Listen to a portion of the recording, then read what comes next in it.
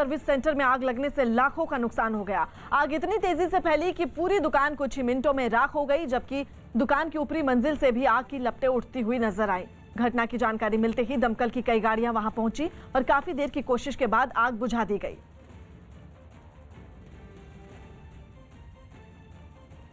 भारत और इंग्लैंड के बीच पहले 2 टेस्ट मैच दर्शकों के बिना खेले जाएंगे।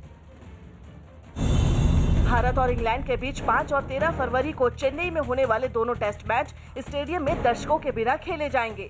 बीसीसीआई ने ये फैसला कोरोना फैलने की आशंकाओं की वजह से लिया। यूपी के भदोही में एक दुकान का ताला तोड़कर वहां से 60,000 रुपए चुराने की घटना सीसीटीवी में रिकॉर्ड हो गई, जिसके बाद पुलिस ने चोर की तलाश तेज कर दी। यूपी के आगरा में पुलिस ने वाहन चोरों के गैंग का भंडाफोड़ करते हुए उनके कब्जे से मोटरसाइकिल बरामद करने का दावा किया, जबकि गैंग के फरार साथियों से भी कई मोटरसाइकिल और स्कूटर रिकवर होना बाकी है। दिल्ली में जेएनयू के vice chancellor professor Mamidala Jagadesh Kumar का कार्यकाल अगले आदेश तक और बढ़ा दिया गया। जगदीश कुमार का कार्यकाल 26 जनवरी को खत्म होने जा रहा था, लेकिन अब वो अगले वीसी की नियुक्ति तक पद पर बने रहेंगे। यूपी के मुजफ्फरनगर में पुलिस ने मुठभेड़ के बाद राज्य के टॉप 10 बदमाशों में शुमार नरेश को तमंचे के साथ गिरफ्तार कर लिया। यूपी के बुलंदशहर में एक लड़के का शव मिलने के बाद गुस्साए गांव वालों ने आरोपी की गिरफ्तारी की मांग को लेकर पुलिस पर पथराव कर दिया। नोएडा पुलिस ने देसी शराब में यूरिया मिलाने वाले एक तस्कर को गिरफ्तार कर उसके पास से शराब की 135 पेटी बरामद की। उत्तराखंड के मुख्यमंत्री त्रिवेंद्र सिंह रावत ने देहरादून में देश के पहले चाइल्ड फ्रेंडली पुलिस थाने की शुरुआत की, जिसका मकसद बच्चों के मन में पुलिस का भय निकालना है। ब्रिटेन के यॉर्कशायर में बाढ़ आने से सड़कों से गुजरने वाले वाहनों की मुश्किल बढ़ गई। यूके में करीब 200 से ज्यादा इलाकों में बाढ़ की चेतावनी जारी की गई है।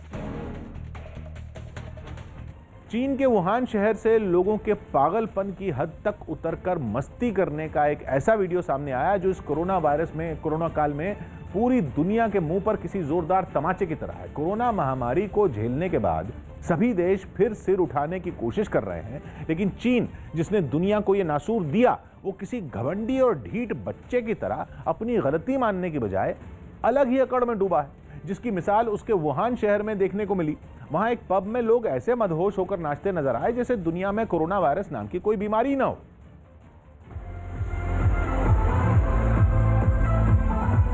वो ऐसे दीवानों की तरह झूमते दिखे जैसे जाने उन्हें कौन सा तीर मारा उन्होंने। मास्क तो भूल जाइए, लोग वहां सिगरेट फूंकते हुए जश्न मनाते नजर आए और शायद उन्होंने सिगरेट के धुएं के साथ अपनी अक्ल को भी हवा में उड़ा दिया, क्योंकि वो मास्क पहनना तो भूल ही गए, सोशल डिस्टेंसिंग भी उन्होंने ख्याल नहीं रखा। लेकिन जश्न की इस खुबारी के बीच भी एक चीज उन्हें बखूबी याद रही, अपनी सरकार की चाटुकारिता।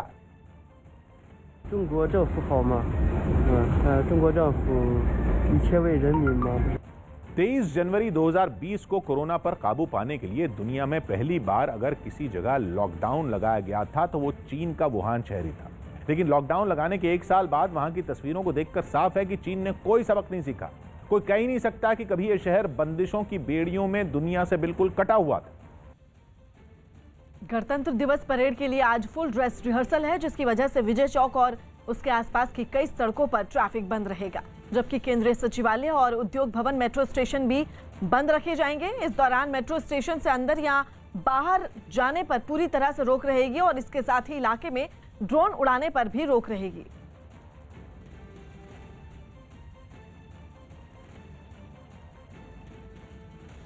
मुंबई के पास ठाणे से एक डरा देने वाली तस्वीर सामने आई, जिसमें एक केमिकल फैक्ट्री में भीषण आग लगी। हालांकि आग किस वजह से लगी इसका पता नहीं चल पाया, लेकिन आग इतनी भीषण थी कि चंद मिनटों में पूरी फैक्ट्री धधकने लगी। उसका एक भी ऐसा हिस्सा नजर नहीं आया जहां से आग की खतरनाक लपटें निकलती दिखाई न दे रही। फैक्ट्री के अंदर केमिकल मौजूद होने से आग काफी तेजी से भड़की। आग से निकलने वाले काले धुएं ने भी पूरी फैक्ट्री को चारों तरफ से घेर लिया। हादसे की सूचना पर दमकल की कई गाड़ियां मौके पर पहुंच गई। बिना वक्त गंवाए दमकल कर्मियों ने आग पर पानी की बौछार शुरू कर दी। उन्होंने जहां से भी जगह मिली वहीं से आग बुझाने में वो लोग जुट गए। आग किस कारण से लगा वो नहीं मालूम पड़ा, लेकिन अंदर हमारे सारे इंस्ट्रूमेंट्स वगैरह जो हम लोग बनाते हैं। आसपास की दूसरी इमारतों में भी आग के फैलने का खतरा मंडराने लगा। हालांकि वक्त रहते आग बुझा ली गई। बताया गया कि इस हादसे में केमिकल फैक्ट्री पूरी तरह बर्बाद हो गई। अंदर रखा सारा सामान तो जला ही, इमारत को भी काफी नुकसान पहुंचा। भारत में बनी कोरोना वैक्सीन ब्राजील पहुंच गई है, जिससे अमेरिका के बाद कोरोना महामारी के सबसे ज्यादा प्रभावित देश में जिंदगियां बचने की उम्मीदें भी बढ़ गई हैं। कोरोना वैक्सीन के भारत से ब्राजील के लिए रवाना होने के बाद ब्राजील के राष्ट्रपति बोल्सोनारो ने एक ट्वीट किया। इस ट्वीट में उन्होंने प्रधानमंत्री नरेंद्र मोदी का आभार प्रकट करते हुए हनुमान जी की संजीवनी बूटी वाली पहाड़ ले जाते तस्वीर शेयर की है। उन्होंने प्रधानमंत्री नरेंद्र मोदी को इसके लिए शुक्रिया कहा। ब्राजील के राष्ट्रपति बोल्सोनारो ने ट्वीट करते हुए लिखा कि नमस्कार प्रधानमंत्री नरेंद्र मोदी, ब्राजील इस महामारी के दौर में आप जैसे महान साथी को पाकर सम्मानित महसूस कर रहा है। कोरोना वैक्सीन को भारत से ब्राजील पहुंचाने के लिए धन्यवाद। आपको बता दें, सबसे खास बात यह रही कि बोल्सोनारो ने अपने ट्वीट में हिंदी में अलग से धन्यवाद लिखा। पश्चिम बंगाल में टीएमसी के अंदर चल रही उथल पुथल खत्म होने का नाम नहीं ले रही। एक के बाद एक कई नेता पार्टी को अलविदा कह चुके हैं। तो हावड़ा के बाली से विधायक वैशाली डालमिया को पार्टी ने बाहर कर दिया। उन पर पार्टी के खिलाफ काम करने का आरोप था और अनुशासन समिति की बैठक के बाद उनको पार्टी से निकालने का फैसला किया गया। पार्टी के इस फैसले के बाद वैशाली डालमिया ने न्यूज 18 से बात की और जनता के लिए काम करते रहने का दावा किया। I have always been with the people, and I have come to politics, and I have joined politics only for the benefit of the people. I have come here to work with the people and to be by the side of the people. I am there. So my motto to join politics is to do good for the people, and that I am doing and I'll do in the future. I have specified a number of times that there are people who are trying to malign the party. So those people, those termites have to be, taken care of. I have named few ex-councillors who I have not named any of the leaders. I have named some ex-councillors who are trying to malign the party by taking cut money, by doing illegal construction, by duping the people. Vaishali Dalmia को party से निकाले जाने की खबर मिलते ही हावड़ा में TMC के कई कार्यकर्ता सड़कों पर उतर गए और जमकर जश्न मनाया। इन लोगों ने जमकर आतिशबाजी की और नाच गाने के साथ साथ मिठाइयां भी बांटी। पार्टी का झंडा हाथ में लिए ये लोग काफी देर तक नारेबाजी करते रहे, जबकि एक आदमी तो ढोल बजाकर पार्टी के इस फैसले का स्वागत करता नजर आया। पार्टी, ममता बनर्जी, अभिषेक बनर्जी, सुब्रतो बख्शी ने जो डिसीजन किया है उससे बाली तृणमूल कांग्रेस में खुशी का लहर है। एवं बाली तृणमूल कांग्रेस इसीलिए जितने भी कर्मी हैं, 195 बूथ पे जितने कर्मी हैं, सब रास्ता पे उतर के खुशी का इजहार कर रहे हैं। एवं ये खुशी से बता रहे हैं ममता बनर्जी को कि 2021 में भी बाली विधानसभा में ममता बनर्जी जीतेगी। गणतंत्र दिवस पर आतंकी खतरे के अलर्ट के बाद राजपथ की सुरक्षा चाक चौबंद कर दी गई। पूरे राजपथ को अलग अलग जोन में बांटकर चेहरा पहचानने वाले कई कैमरे भी लगाए गए ताकि कोई भी संदिग्ध सुरक्षा घेरे को चकमा देकर 26 जनवरी की परेड में न घुस सके। दिल्ली पुलिस के डेटाबेस में जिन अपराधियों, आतंकियों, असामाजिक तत्वों का रिकॉर्ड है, उन्हें ये कैमरे तुरंत पहचान लेंगे और अलार्म बजाकर पुलिस को अलर्ट कर देंगे। 20 संवेदनशील जो जोन बने हैं राजपथ के, उनमें ये 30 चेहरा पहचानने वाले जो कैमरे हैं वो लगाए गए हैं। परेड में शामिल होने के लिए जितने एंट्री पॉइंट हैं उन सभी पर ये कैमरे लगाए गए हैं। पुलिस ने जानकारी दी कि इन कैमरों के आगे से गुजरने पर कुछ देर के लिए लोगों को अपना मास्क हटाना पड़ेगा। तो 2-3 सेकंड के लिए उनको मास्क नीचे करना पड़ेगा, तभी फेस रिकॉग्निशन सिस्टम काम करती है।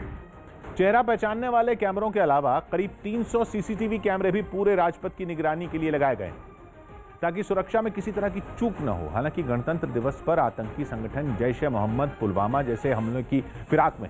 न्यूज 18 के नीतीश कुमार की रिपोर्ट है कि जम्मू कश्मीर में सेना की ताबड़तोड़ कार्रवाई से बौखलाए जैश-ए-मोहम्मद की सुरक्षा बल पर हमले की साजिश है, जो 2019 के पुलवामा हमले के आत्मघाती हमलावर आदिल अहमद डार के भाई ने रची, जिसके लिए पुलवामा के एक गांव में ही कई किलो बारूद से बम बनाए जा रहे हैं। खबर यह भी है कि हिजबुल मुजाहिदीन भी 26 जनवरी के आसपास पुलवामा के इलाके में सुरक्षा बल के काफिले को निशाना बना सकता है, जिसके लिए उसने एक गैस सिलेंडर में 15 किलो विस्फोटक के साथ एक खतरनाक बम तैयार किया। कृषि सुधार कानूनों के विरोध में चल रहे किसान आंदोलन को खत्म करने के लिए 11 दौर की बातचीत भी बेनतीजा रही। पिछली बार भी इस तरह की बार सरकार और किसान नेताओं में बात हुई, लेकिन किसी फैसले तक नहीं पहुंच सके। किसान लगातार इन सुधारों को वापस लेने की मांग पर अड़े हैं, जबकि सरकार की तरफ से कृषि सुधार कानूनों पर 1.5 साल की रोक का प्रस्ताव दिया गया है। लेकिन जब किसान नहीं माने तो सरकार ने भी कड़ा रुख दिखाया और किसानों को बहकाने का आरोप लगा दिया। सरकार की तरफ से इस बार साफ कर दिया गया कि 1.5 साल वाले प्रस्ताव पर किसानों के विचार करने के बाद ही आगे बातचीत संभव होगी। इससे पहले 10वें दौर की बातचीत में ही सरकार ने इन कृषि सुधार कानूनों पर 1.5 साल तक रोक लगाने का प्रस्ताव किसानों को दे दिया था और इन पर विचार करने के बाद ही 11वें दौर की बातचीत तय हुई थी। लेकिन इस बार भी किसान इन कानूनों को वापस लेने की मांग पर ही अड़े रहे, जिसके बाद सरकार ने भी किसानों को अपना रुख साफ किया और इस प्रस्ताव पर विचार के बाद ही आगे बातचीत की उम्मीद जताई। जब किसान यूनियन की तरफ से ये कहा गया कि हम तो पुराने प्रस्ताव पर विचार करके उन पर सहमत नहीं हो सके और हम रिपील ही चाहते हैं, जबकि भारत सरकार ने हमेशा यह बात कही कि रिपील के अतिरिक्त कोई विकल्प हो तो बताओ, लेकिन आज भी उन्होंने कहा कि हमारी यही मांग है। तो हमने कहा कि जो प्रस्ताव आपको दिया है 1 से 1.5 वर्ष तक कानून को स्थगित रख के समिति बनाकर आंदोलन में उठाए गए मुद्दों और पहलुओं पर विचार विमर्श करके रिकमेंडेशन करने के लिए वह प्रस्ताव हमारा बेहतर प्रस्ताव है।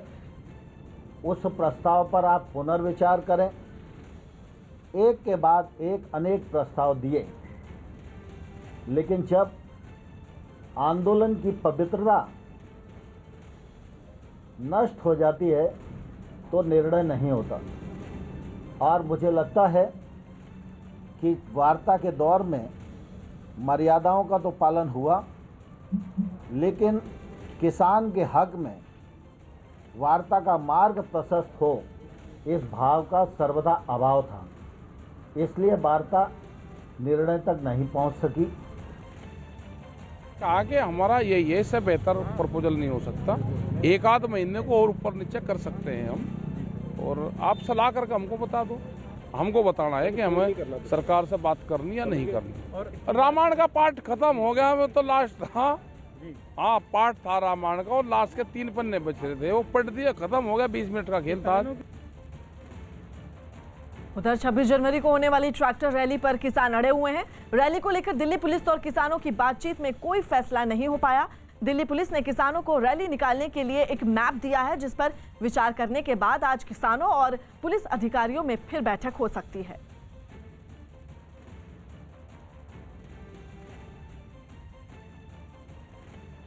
आज की मीटिंग बेनतीजा रही। सरकार ने अपनी तरफ से कह दिया कि ये लास्ट मीटिंग है, इसके बाद कोई मीटिंग नहीं। ठीक है, हम जो बात सरकार जहां खड़ी थी वहीं खड़ी है और हमारी भी मांग वही है, रिपील करें और एमएसपी को कानूनी गारंटी दें। सरकार उसके पे सहमत नहीं है। आज ये आखिरी दौर था वार्ता का, खत्म हो गया। हम अपना आंदोलन करेंगे, सरकार जो चाहे वो करेगी। अगला कदम तो 26 जनवरी है, उसके बाद देखेंगे। पहले तो 26 जनवरी की परेड है हमारी।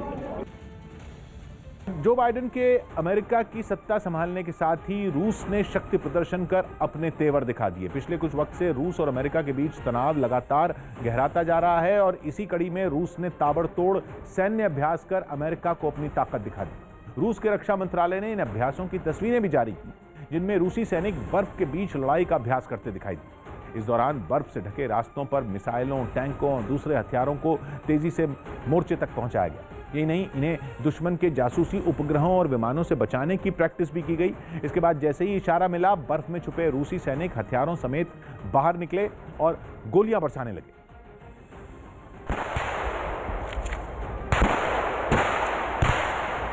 इस दौरान दुश्मन के सैनिकों को काबू करने का भी अभ्यास किया गया। इसी तरह एक दूसरा वीडियो भी एक लड़ाकू विमान में दिखा, जिसमें बर्फ से ढके रनवे पर उड़ान भरता वो नजर आया। ये अभ्यास साइबेरिया के एक दूरदराज के इलाके में किया गया, जिसमें खराब हालात में भी हवाई हमलों को अंजाम देने की ताकत परखी गई। प्रधानमंत्री नरेंद्र मोदी आज असम और बंगाल के दौरे पर रहेंगे। असम विधानसभा चुनाव से पहले पीएम का यह दौरा काफी अहम माना जा रहा है। अपने इस दौरे में प्रधानमंत्री कई कार्यक्रमों में हिस्सा लेंगे। पीएम मोदी असम के शिवसागर जिले के जयरंगा पठार में भूमि पट्टा आवंटन प्रमाण पत्र वितरित करेंगे। चुनाव से पहले आपको बता दें, प्रधानमंत्री आदिवासी समुदायों को जमीनों का पट्टा देकर एक बड़ा राजनीतिक संदेश देने की कोशिश करेंगे, क्योंकि असम की राजनीति में समुदाय की भूमिका काफी महत्वपूर्ण मानी जाती है। असम की बीजेपी सरकार ने स्थानीय लोगों के भूमि अधिकारों की रक्षा के लिए एक नई भूमि नीति बनाई थी और इसी के तहत भूमिहीन लोगों को जमीन का पट्टा आवंटन प्रमाण पत्र देने का काम किया जा रहा है। आपको बता दें, असम में 2016 में 5.75 लाख भूमिहीन परिवार थे, लेकिन मौजूदा बीजेपी सरकार ने मई 2016 से 2.28 लाख आवंटन प्रमाण पत्र वितरित किए हैं और अब अगली कड़ी में प्रधानमंत्री मोदी 1 लाख से ज्यादा लोगों को जमीनी पट्टा देने के अभियान की शुरुआत करेंगे। आजादी के बाद ये पहली बार है जब इतनी बड़ी संख्या में असम में लोगों को जमीन के पट्टे वितरित किए जाएंगे। पश्चिम बंगाल में टीएमसी और बीजेपी की सियासी खींचतान के बीच आज प्रधानमंत्री नरेंद्र मोदी कोलकाता पहुंचेंगे। पीएम वहां सुभाष चंद्र बोस की 125वीं जयंती पर होने वाले कार्यक्रम का उद्घाटन करेंगे और इसके साथ ही एक प्रदर्शनी का भी उद्घाटन किया जाएगा, जबकि एक स्मारक सिक्का और डाक टिकट भी जारी होगा। अपने इस दौरे में प्रधानमंत्री कोलकाता में ही राष्ट्रीय पुस्तकालय का भी दौरा करेंगे और इसके साथ ही वो कई कलाकारों और सम्मेलन में हिस्सा लेने वाले लोगों से भी बात करेंगे। आपको बता दें, पहली बार आयोजित हो रहे पराक्रम दिवस पर पीएम मोदी नेताजी की बनाई इंडियन नेशनल आर्मी के सदस्यों और उनके परिवार का कोलकाता में सम्मान करेंगे। केंद्र सरकार ने कुछ दिन पहले ही नेताजी की जयंती को पराक्रम दिवस के रूप में मनाने का ऐलान किया था और प्रधानमंत्री कोलकाता के इस कार्यक्रम की शुरुआत करेंगे और इसके साथ ही देश के अलग अलग हिस्सों में कार्यक्रम आयोजित किए जाएंगे। आपको ये भी बता दें कि इस पूरे कार्यक्रम में पश्चिम बंगाल की मुख्यमंत्री ममता बनर्जी भी मौजूद रहेंगी। अपने दौरे से पहले प्रधानमंत्री ने पश्चिम बंगाल के लोगों के लिए एक ट्वीट किया। उन्होंने अपने ट्वीट में लिखा कि पश्चिम बंगाल के भाइयों और बहनों, मुझे आपके बीच आने का सौभाग्य मिला है, वो भी पराक्रम दिवस जैसे दिन पर। कोलकाता में होने वाले कार्यक्रम में हम नेताजी सुभाष चंद्र बोस को अपनी श्रद्धांजलि देंगे। आज नेताजी सुभाष चंद्र बोस की 125वीं जयंती है। केंद्र सरकार ने 23 जनवरी को पूरे देश में पराक्रम दिवस के रूप में मनाने का फैसला किया है, जबकि बंगाल में टीएमसी भी नेताजी की जयंती पर कई कार्यक्रम करेगी। नेताजी की जयंती पर प्रधानमंत्री नरेंद्र मोदी ने एक ट्वीट भी किया। उन्होंने अपने ट्वीट में लिखा, महान स्वतंत्रता सेनानी और भारत माता के सच्चे सपूत नेताजी सुभाष चंद्र बोस को उनकी जन्म जयंती पर शत शत नमन। कृतज्ञ राष्ट्र देश की आजादी के लिए उनके त्याग और समर्पण को सदा याद रखेगा। गृह मंत्री अमित शाह ने भी नेताजी की जयंती पर ट्वीट किया। उन्होंने अपने ट्वीट में लिखा कि नेताजी सुभाष चंद्र बोस के साहस और पराक्रम ने भारतीय स्वतंत्रता संग्राम को नई शक्ति प्रदान की। उन्होंने विपरीत परिस्थितियों में अपने करिश्माई नेतृत्व से देश की युवा शक्ति को संगठित किया। स्वतंत्रता आंदोलन के ऐसे महानायक की 125वीं जयंती पर उन्हें कोटि कोटि नमन। संपूर्ण राष्ट्र नेताजी के पराक्रम को और अविरल संघर्ष के लिए सदैव ऋणी रहेगा। उनकी जयंती को पराक्रम दिवस के रूप में मनाकर प्रधानमंत्री नरेंद्र मोदी जी ने उन्हें एक अभूतपूर्व श्रद्धांजलि दी है। समस्त देशवासियों को पराक्रम दिवस की शुभकामनाएं देता हूं। गुजरात के सूरत में बीजेपी के प्रदेश अध्यक्ष सीआर पाटिल के कार्यक्रम में कोरोना नियमों की अनदेखी की गई। राज्य सरकार ने इस महामारी की वजह से एक साथ 100 से ज्यादा लोगों के इकट्ठा होने पर रोक लगा रखी है, लेकिन इसके बावजूद इस कार्यक्रम में हजारों लोग जुटे। लोगों की संख्या इतनी ज्यादा थी कि वहां कुर्सियां कम पड़ गई। ऐसे में किसी को भी एक दूसरे से दूरी बनाए रखने का तो ख्याल ही नहीं आया, जबकि कई लोगों ने मास्क पहनना भी जरूरी नहीं समझा। इसके बाद जब बीजेपी प्रदेश अध्यक्ष वहां पहुंचे तब तो हालात ज्यादा बिगड़ गए। उनका अभिवादन करने की होड़ में लोग एक दूसरे के बेहद नजदीक पहुंच गए। उनके सम्मान में वहां पटाखे भी फोड़े गए। पाटिल साहेब ने हमारा बधानु भव्य सम्मान के स्वागत करू छे। इसके बाद उन्हें फूलों की माला पहनाई गई, जो इतनी बड़ी थी कि उसे कई लोगों ने पकड़ रखा था। इसके लिए भी लोगों को एक दूसरे से चिपक कर खड़ा होना पड़ा। जबलपुर में नकली टीवी बनाने वाले गिरोह का भंडाफोड़ हो गया। मध्य प्रदेश के जबलपुर में पुलिस ने एक मकान में चल रही अवैध फैक्ट्री में छापा मारकर वहां से लाखों रुपए का टीवी बनाने में इस्तेमाल होने वाला नकली सामान बरामद किया। आरोपी यहां मुंबई से लोकल एलईडी टीवी लाकर ब्रांडेड टीवी के स्टिकर लगाकर बेचते थे। छत्तीसगढ़ के मुख्यमंत्री भूपेश बघेल ने एक बार फिर से राहुल गांधी को जल्द से जल्द कांग्रेस अध्यक्ष बनाए जाने की मांग की। मैं पहले से कह रहा हूं कि राहुल गांधी जी को पद स्वीकार कर लेना चाहिए। टीएमसी से विधायक वैशाली डालमिया के निकाले जाने के बाद पश्चिम बंगाल के हावड़ा में टीएमसी कार्यकर्ताओं ने जमकर पटाखे फोड़े और एक दूसरे को मिठाई खिलाकर जश्न मनाया। यूपी के प्रतापगढ़ में एक चलती कार अचानक से आग लगने के बाद आग का गोला बन गई। ड्राइवर ने किसी तरह बाहर कूदकर अपनी जान बचाई। बिहार के छपरा में एक तेज रफ्तार ट्रक की चपेट में आने से एक बाइक सवार की मौके पर ही मौत हो गई, जबकि बाइक सवार दूसरा व्यक्ति गंभीर रूप से घायल हो गया। जम्मू कश्मीर के गांदरबल और उधमपुर में high speed mobile data service 6 फरवरी तक जारी रहेगी, जबकि बाकी के जिलों में सिर्फ 2G सर्विस ही मिल सकेगी।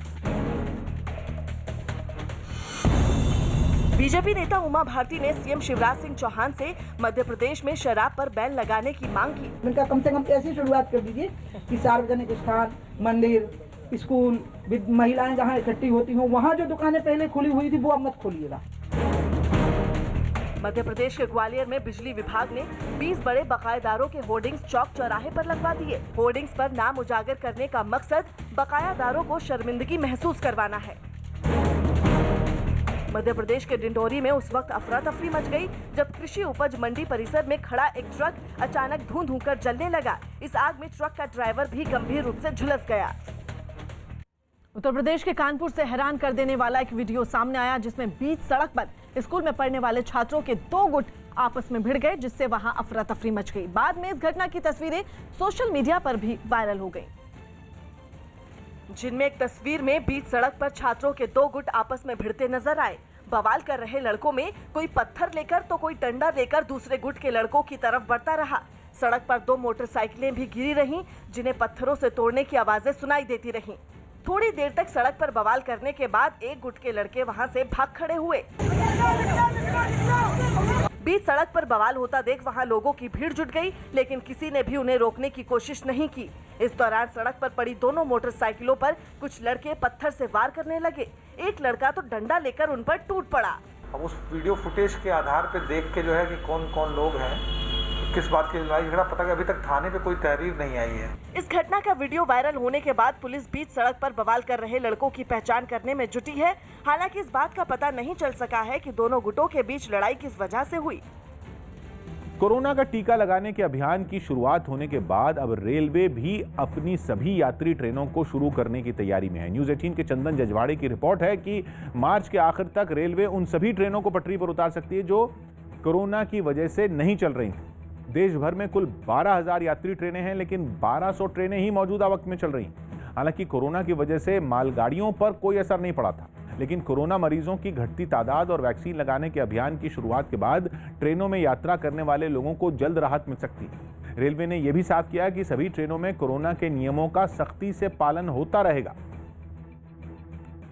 कोरोना के बाद से भारतीय रेल की ज्यादातर ट्रेनें बंद हैं, लेकिन अब उम्मीद की जा रही है कि मार्च के अंत तक सारी ट्रेनें पटरी पर होंगी। गृहमंत्री अमित शाह 2 दिन के पूर्वोत्तर दौरे पर देर रात गुवाहाटी पहुंचे। एयरपोर्ट पर पहुंचते ही बीजेपी के कई नेता उनके स्वागत के लिए पहुंचे, जबकि भारी संख्या में कार्यकर्ता भी नजर आए। इस दौरान कार्यकर्ताओं ने जमकर नारेबाजी की। अपने इस दौरे में गृहमंत्री अमित शाह असम के साथ मेघालय भी जाएंगे। वहां वो कई अहम बैठकों में हिस्सा लेंगे और साथ ही गुवाहाटी में केंद्रीय अर्धसैनिक बल के स्वास्थ्य कल्याण से जुड़ी एक योजना की भी शुरुआत करेंगे। इस योजना के तहत अर्धसैनिक बल के जवानों को अब आयुष्मान भारत योजना के तहत स्वास्थ्य सुविधाएं मिलेंगी। गुवाहाटी में ही गृह मंत्रालय और नेशनल हेल्थ अथॉरिटी के बीच एक समझौते पर भी हस्ताक्षर होंगे। अपने दौरे के दूसरे दिन गृह मंत्री अमित शाह असम में 2 जनसभाओं में हिस्सा लेंगे। बीजेपी अध्यक्ष जेपी नड्डा ने परिवारवाद के बहाने सियासी दलों पर हमला बोला।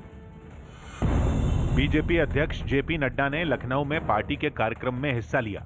इस कार्यक्रम में बूथ से जुड़े पार्टी कार्यकर्ताओं के साथ बात की गई। साथ ही नड्डा ने वहां दूसरे सियासी दलों में परिवारवाद का मुद्दा उठाया। ये भारतीय जनता पार्टी ही एकमात्र पार्टी है जहां एक साधारण परिवार से आने वाला व्यक्ति भारत का प्रधानमंत्री होता है और देश की तस्वीर बनता है।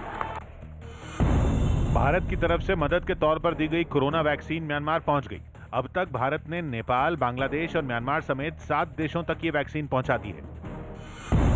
बड़ौदा के क्रिकेटर दीपक हुड्डा को इस पूरे घरेलू सत्र के लिए निलंबित कर दिया गया। बड़ौदा क्रिकेट एसोसिएशन ने यह फैसला लिया। पिछले दिनों उनका टीम के कप्तान कृणाल पांड्या से विवाद हो गया था, जिसके बाद दीपक हुड्डा खुद मुश्ताक अली T20 ट्रॉफी से हट गए थे। मध्य प्रदेश की पूर्व सीएम और बीजेपी नेता उमा भारती ने मांग की कि राज्य में शराबबंदी लागू होनी चाहिए। सरकार में बैठे हुए लोग कह रहे हैं नशाखोरी इनके हम समर्थन नहीं करते, ऐड आते हैं सरकार की तरफ से और दुकानें भी हम खुद ही खुलवाएं। सिंघू बॉर्डर पर देर रात किसानों ने प्रेस कॉन्फ्रेंस की और एक संदिग्ध आदमी को पकड़ने का दावा किया। आरोप है कि आदमी किसान आंदोलन को बाधित करने की फिराक में था, लेकिन किसानों ने उसे पकड़ लिया। जानकारी मिलते ही हरियाणा पुलिस के जवान वहां पहुंच गए और संदिग्ध को हिरासत में ले लिया। तमिलनाडु के कृष्णागिरी जिले में दिन दहाड़े एक प्राइवेट फाइनेंस कंपनी में लूट की वारदात सामने आई। आरोपी कृष्णागिरी जिले के हौसूर में निजी फाइनेंस कंपनी के कर्मचारियों को बंदूक की नोक पर लेकर लगभग 7 करोड़ रुपए के सोने के गहने और नकदी लूटकर फरार हो गया। लूट की सारी घटना दफ्तर में लगे सीसीटीवी में रिकॉर्ड हो गई। पुलिस अब सीसीटीवी के आधार पर मामले की छानबीन कर रही है और कंपनी के कर्मचारियों से भी पूछताछ कर रही है। कर्मचारियों के मुताबिक 6 लुटेरों ने दफ्तर के अंदर घुसकर कर्मचारियों पर बंदूक तान दी और उन्हें रस्सी से बांध दिया। फिर उसके बाद लॉकर की चाबी लेकर 7 करोड़ रुपए के गहने और नकदी लूटकर वहां से फरार हो गए। पाकिस्तान के इजरायल को मान्यता देने की अटकलें सामने आने के बाद कराची में जोरदार प्रदर्शन शुरू हो गए। पाकिस्तान उन गिने चुने देशों में है जिन्होंने आज तक इजरायल को मान्यता नहीं दी है, लेकिन माना जा रहा है कि अब वो अपना रुख बदल सकता है। ऐसे में जब ये खबर सामने आई तो कराची में जोरदार प्रदर्शन शुरू हो गए। विपक्षी नेता मौलाना फजलुर रहमान की अगुवाई में एक बड़ी रैली निकाली गई। इस दौरान इजरायल के खिलाफ जमकर नारेबाजी की गई, साथ ही इमरान सरकार पर भी निशाना साधा गया।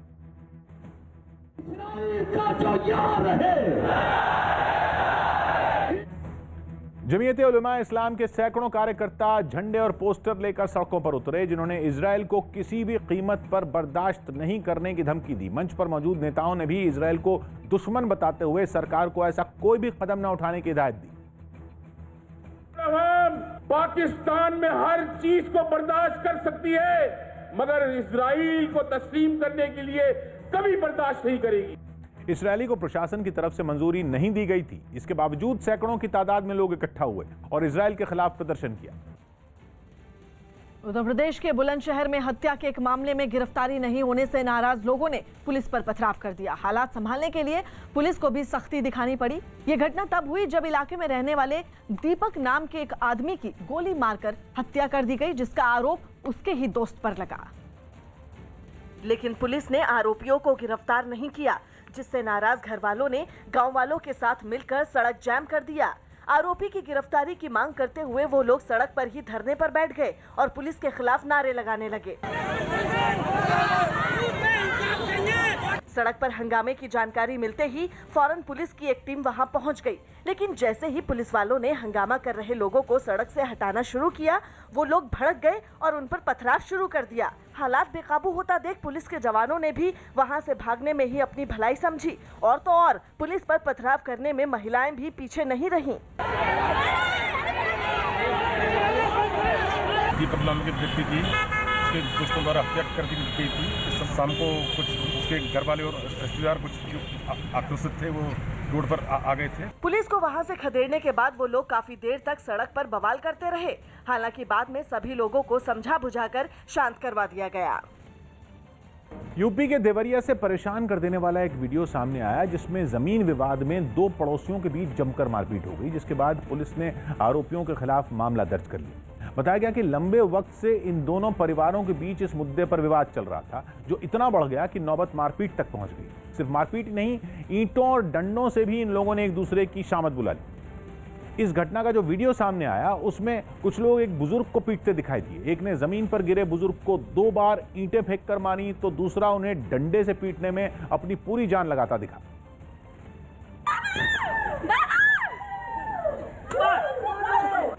मारपीट का वीडियो वायरल होने पर पुलिस भी हरकत में आ गई।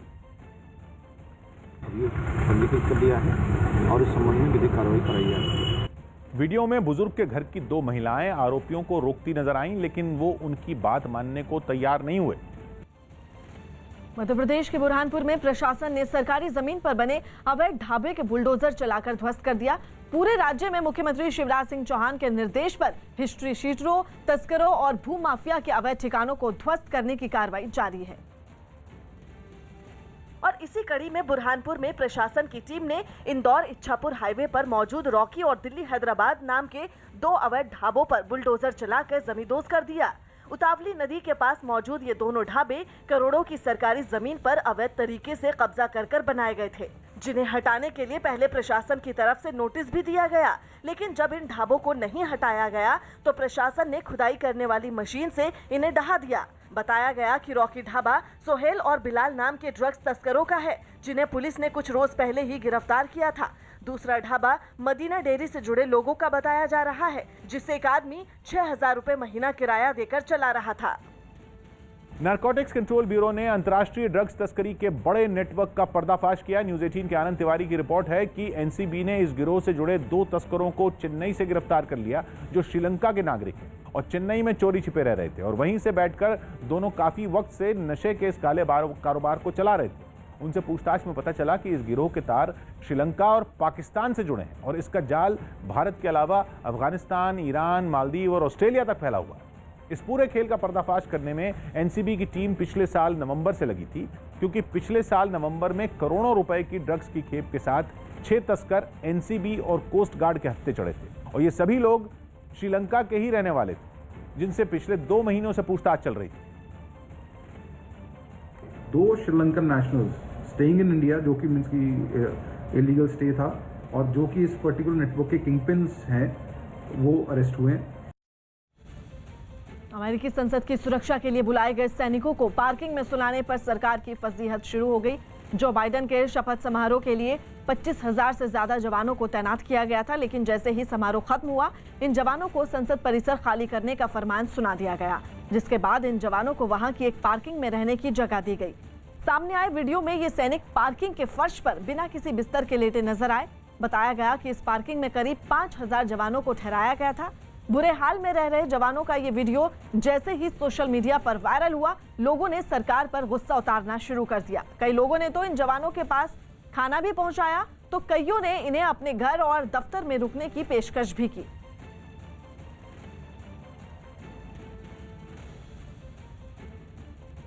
कोरोना महामारी ने आपसी सहयोग की भावना को एक नई मजबूती दी है, ताकि पूरा देश एकजुट होकर इस संकट का मुकाबला कर सके। कोरोना के खिलाफ दुनिया का सबसे बड़ा टीकाकरण अभियान शुरू हो चुका है और हम सबको मिलकर इस वायरस को हराना है और इस लड़ाई में नेटवर्क 18 हर कदम पर आपके साथ है। हमारे अभियान संजीवनी अ शॉट ऑफ लाइफ का भी यही मकसद है कि कोई सुरक्षित नहीं अगर हर कोई सुरक्षित नहीं। नेटवर्क 18 की इस पहल का उद्देश्य है कि हर भारतीय की वैक्सीन तक पहुंच हो। अगले कुछ दिन में हमारी ये पहल कोरोना के खिलाफ लड़ाई में जन आंदोलन बनकर उभरेगी।